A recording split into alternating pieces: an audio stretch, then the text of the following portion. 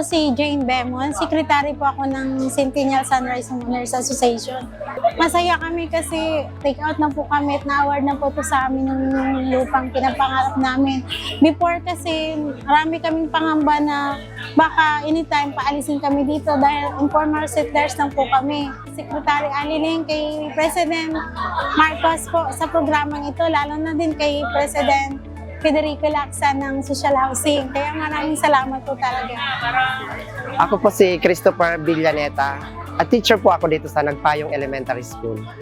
So far po, sobrang pong saya at hindi ko po mapaglagyan kung ang aking saya kasi almost ilang years na na-award na rin sa amin itong lupa. Po kay Secretary Ariling po, maraming salamat po sa inyong programa. At lalong-lalo na po kay Pangulong Bongbong Marcos. Maraming salamat po. Ako po si Salvi Belgrado Obis, nakatira dito sa Centennial Sunrise. 20 years na po mahigit na nakatira dito. Isa po akong casual na street sweeper ng Pasig City Hall. Ako po ay gusto na nagpapasalamat sa agapay dito sa programang ito. Ito po ay isang pasasalamat sa Panginoon na mapapasa amin ang aming kinatitirikan na bahay. Kay Pangulong Bongbong, nagpapasalamat ako sa kanya na naging presidente siya ng Pilipinas. Gina Sumido po.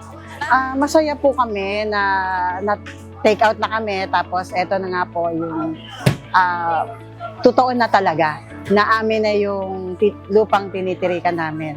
Maswerte po kami na isa po kami sa napili.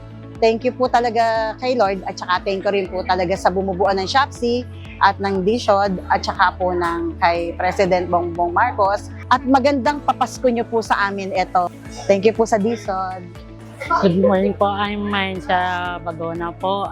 Presently working po as desk officer po ng Barangay Pinagbuhatan po. Siyempre, kumbaga, fulfill na yung dreams namin na matagal na namin pangarap na magkaroon ng kasiguraduhan yung paninirahan namin for almost 20 years. Nagtumira po kami dito since 1998 po.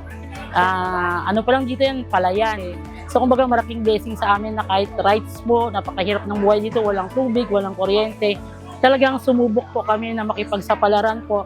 At siyempre po, sinasabayan po namin ng panalangin na sana ibigay talaga yung para sa amin po yung tinitirhan ng mga kinatirikan ng bahay po namin. Nagpapasalamat po ako sa kay Secretary Aliling po. Dahil po sa kanya, nabuksan po yung SMP po ulit. Nagkaroon po kami ng chance po kasi kung sa sarili lang po naming kakayahan na pagbayad, parang mabigat po talaga kasi po kumbaga hindi naman po ganun kalaki po yung income namin. So salamat po sa ECMP, kay Secretary Aliling na kumbaga nagkaroon ng katuparan po ang matagal naming minuiti at pinapangarap po ang lupa na kinatitirikan po ng bahay namin na mapasa amin po. At kay Bongbong Marcos naman, salamat din po at naging tulay po sila para po magkaroon po kami ng komunidad na maayos na matitirhan po. Maraming salamat po.